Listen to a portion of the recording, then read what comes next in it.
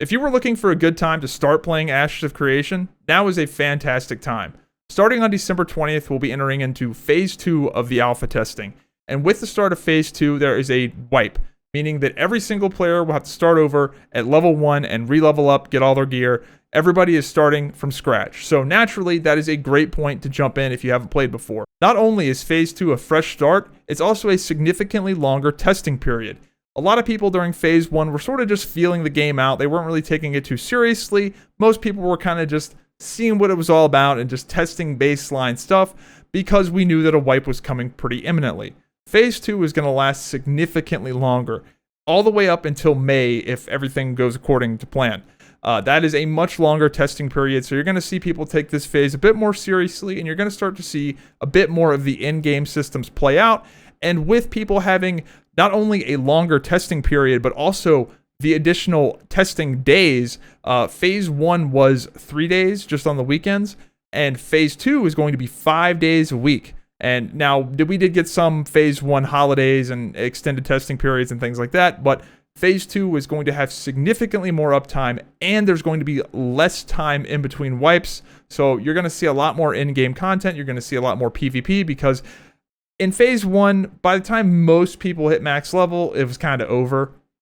So I'm looking forward to being able to play the game more. I'm sure a lot of you guys that are, we're busy on weekends are looking forward to actually being able to play the game because for the most part, this cycle, it was only up on Friday, Saturday, Sunday. There's also a lot of new features coming online this phase, and these are just the announced ones. First up, we have Node Wars, which is where you can go and siege a node in the open world, and this is going to be some awesome PvP. I think in general, we're going to be seeing a lot more PvP in Phase 2 than we did in Phase 1, mainly just because people have more time. They're going to have more time to have been at max level, and people are going to have figured the game out a little bit more naturally. People are going to be a little bit more passive as they're learning themselves, but I think this phase, you're going to see people flag up a lot more. I think you're going to see a lot more conflict because people just know the game better. Also, we have the Junior Dwarves coming online at the start of Phase 2. This is something I'm personally looking forward to. At this point, moving forward, all of my characters will either be dwarves or Nakua, which are, a different flavor of dwarf. I'm a big fan of silly short races, so expect me to be playing a lot of dwarf characters. Very excited for that. The next thing I'm uber excited for is the Rogue. Unfortunately, the Rogue is not going to be at the launch of Phase 2, but this is going to be something we get shortly after, hopefully within a few weeks. That would be nice. Really looking forward to checking that out. If the Rogue class is sick, I will re-roll to that, be a junior dwarf Rogue. That should be fun. And with the Rogue, we also have, presumably, the new dagger weapon archetype. So with weapons in Ashes of Creation, every single class and race can use every single weapon. If you're a mage, you can use a greatsword.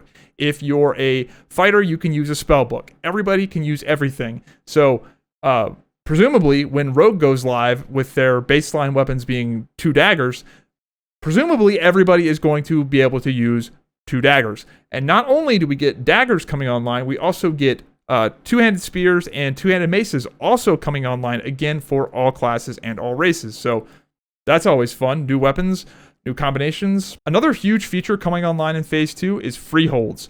If you're not familiar with Freeholds, they are the player housing of Ashes of Creation. However, with this type of player housing, it actually takes place in the world. It takes place in a physical location in the world, and there's a limited quantity of them, meaning that place right beside the city that you really want to have, well, guess what? Only one person is going to be able to set up their freehold there.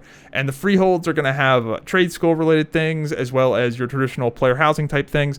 We don't really know exactly what all we're going to get at the start of Phase 2, but it is effectively their version of player housing. But the kicker is that it takes place in the physical world.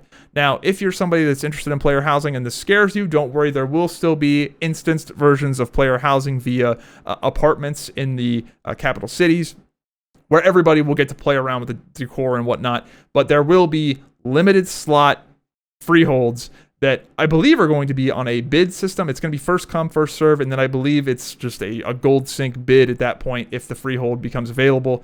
And I believe if you lose the node associated with your freehold, they also will become available. So the freehold system, while I personally don't really care, I'm not a huge player housing person for the most part, I am looking forward to the amount of player conflict and drama and the the shit show it's going to stir up, because that is 100% going to be a thing. With the addition of the dwarves, we're also going to get some new dwarven architecture coming into the game, a new dwarven dungeon, as well as they're going to be expanding the desert and the tropics, something I like. I'm kind of a fan of those type of biomes in video games. I really liked, Teneris and that one Cataclysm Desert Zone, Stranglethorn Vale, goated. All of the Hemet Nestingwary zones, super goated. I've always really liked those zones. In addition, we also have continued performance gains. They're going to be doubling the concurrency on the server. Right now, they are really pushing their server worker technology, where they have servers that split up into different, not necessarily shards, but different instances, so they can have a lot of players concurrently on the same server. And honestly, I'm very, very impressed with how well this game runs with the amount of players that are on screen. Right now, the server concurrency is 3,000 in this tiny little zone. They're upping that to 6,000. And while the networking still needs some work, I'm extremely impressed with the client frame rate performance in Ashes of Creation. I've had some big scale battles where, yeah, the server gets laggy, but the client runs really well. And I am very excited to see the strides they continue to make. Anyway, there's a whole bunch of stuff coming online for Phase 2. I'm sure I missed a whole bunch of things, so let me know in the comments down below what all I missed. But I mainly wanted to make this video for the people that are on the outskirts, that aren't super invested in the game, but are keeping an eye on it. And if you're one of those people, I would say now, if you're looking to jump in, now is a fantastic time. Just the wipe alone is going to make things a ton of fun. But we have a lot of great features coming online. I'm very excited. But do keep in mind, this is still an alpha. It's not a completed game.